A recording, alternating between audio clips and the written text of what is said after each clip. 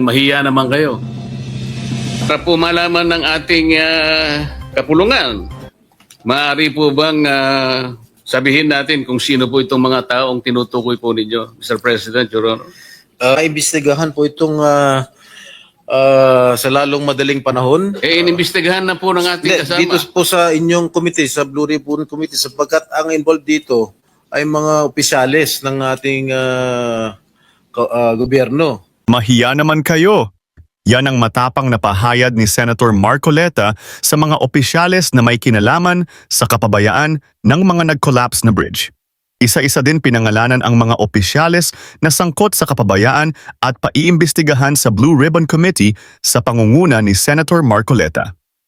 Narito sabay-sabay nating panoorin ang buong detalye. A distinguished gentleman from the great province of Tarlac and Rizal, Senator Rodante Marcoleta, wishes to interpolate the distinguished gentleman from San Juan, our Sen. President Pro Temp. I move that they be recognized, Mr. President. Senator Rodante Marcoleta is recognized. Thank you, Mr. President. I know my friend will yield to a few clarificatory questions by way of interpellation. How did you know that I will yield? Wala ka namang choice eh. Gladly, Mr. President, I feel honored and Mr. President, I want to know if the Honorable Senator is also aware of several falling bridges before this bridge subject matter of his speech. I am not fully aware of any bridge that has collapsed. May I... But here, I just my staff just gave me a list of the bridges that had collapsed in October 28, 2024. The Magapi Bridge in Balete, Batangas collapsed allegedly due to strong flood currents and the large number of uprooted trees carried by the water during Typhoon Christine. And the Bantilan Bridge, a 30-meter concrete span connecting Batangas and Quezon, allegedly collapsed on October 29, 2022, allegedly due to raging river currents and floods. And the Carlos Romulo Bridge in Bayambang, Pangasinan collapsed on October 20, 2022. The collapse was allegedly caused by two overloaded dump trucks that exceeded the bridge weight capacity. And the Borja Bridge collapsed on June 16, 2022. This was allegedly caused by a 12-wheeler dump truck that exceeded the bridge's weight limit. And the Loay-Clarin Bridge, I think this is in Bohol, which spans the famous Lobok River. And this resulted in 4 fatalities and 18 injuries. And the bridge under construction in Colafu, Magsaysay, Marilog District, Davao City, collapsed on February 18, 2022, while workers were filling its floor with fresh concrete. And lastly, the steel bridge collapsed in Barangay San Isidro, Mahayhay, Laguna on January 29, 2022. That's all, Mr. Chair. So, Mr. President, I think the Honorable Senator will agree that we're fast becoming a country of falling bridges. I agree with you,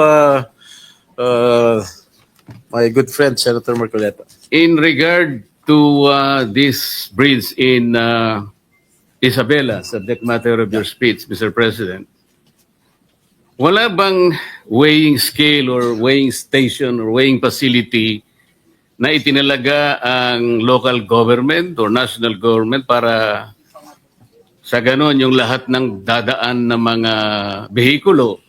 Kasi, Mr. President, alam naman natin na Isabela ay agricultural economy. It consists something like 29.8% agriculture products at 25% industry. Kaya kinakailangan po siguro merong tagatimbang sa lahat ng mga truck na dadaan. Napakasimple naman sigurong problema ito. Bakit wala man lang nakaisip na maglagay po ng isang timbangan doon para sa mga sasakyan na dadaan? Sa aking pagkakalam po, Ginoong Pangulo, ay wala pong weighing bridge na nakalagay po ron sa Kabagan Santa Maria Bridge. Kaya siguro bigla na lang pumasok itong overloaded na truck na nag-weigh ng 89.63 metric tons. Kaya po bumagsak, overweight to ng 43 metric tons. Kaya siguro bigla hong bumagsak ang tulay ng Kabagan na Santa Maria Bridge, Pinoong Pangulo. Binanggit po ninyo sa inyong speech, Mr. President, Your Honor, na ang isa sa nakadidismaya matapos ito'y maimbestigahan sa pangunguna ng ating kasama, Senator Alan Peter Cayetano, ay nabahala po kayo na malinaw na may kawalan ng pananagutan mula sa mga taong responsable sa pagpapatupad ng proyektong ito. Tama po ba yung aking narinig? Tama po kayo, Ginoong Pangulo. Ibig bang sabihin po ay hindi natukoy ng investigasyon ng ating kasamahan ang mga responsabling tao na mayroong kasalanan dito sa bagay na ito? Ginoong Pangulo, ang sa pagkakalam ko, fact-finding lamang po ang ginawa ng Yun nga po. DPWH. Dahil At wala pong fact-finding- mga pangalan na binanggit. Ngayon, kung ako po itatanong ninyo kung sino-sino po ang magiging responsable, sasabihin ko po sa inyo kung sino-sino po itong mga ito. Salamat po, Mr. President, Your Honor, kasi po meron kayong binanggit dito na dalawang assistant secretary ng DPWH sa panahon na ginagawa ang proyektong ito na nakatalaga sa Region 3 o Region 2 at 3 undersecretaries naman ang malinaw na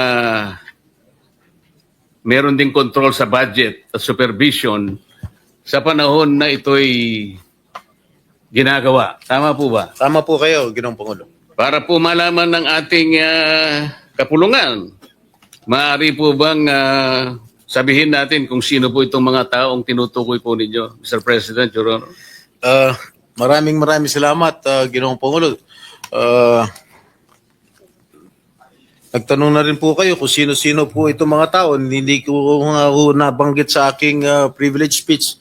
Subalit nagtanong po kayo, mapipilitan ko pong ibulgar kung sino-sino po itong mga taong responsable sa pagbagsak nitong sa pag-collapse nitong tulay sa Kabagan, Santa Maria. Unang-una, si Assistant Secretary for Regional Operations in Luzon, Loretta Malaluan.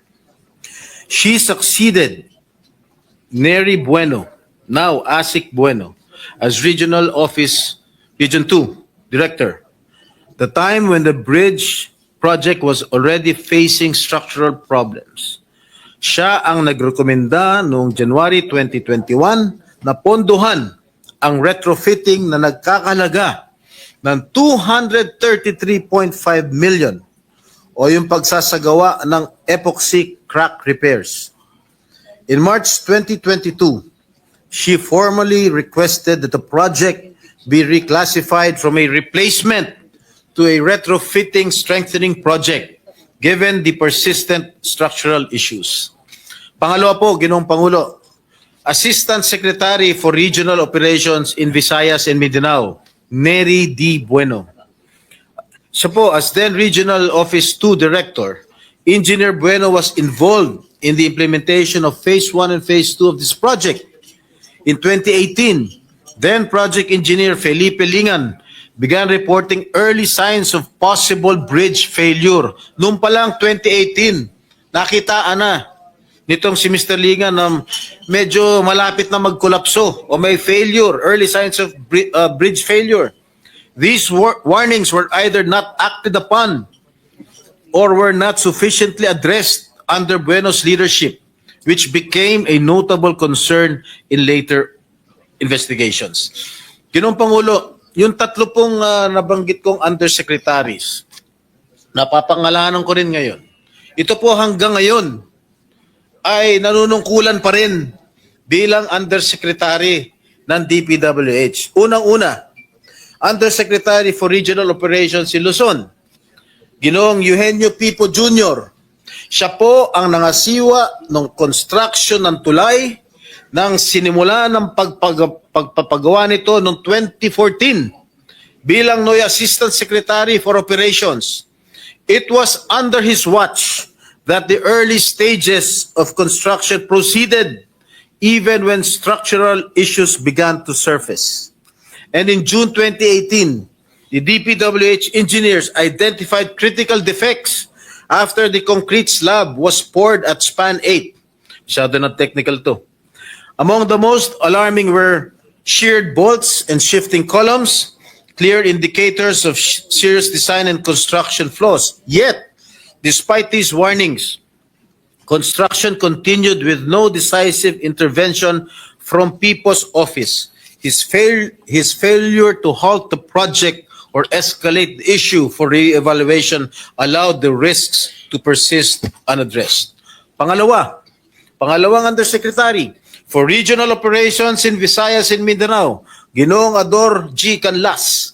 Siya po ay Assistant Secretary for Regional Operations in the Cordillera, Regions 1, 2, 9 at 13 noong taong 2022.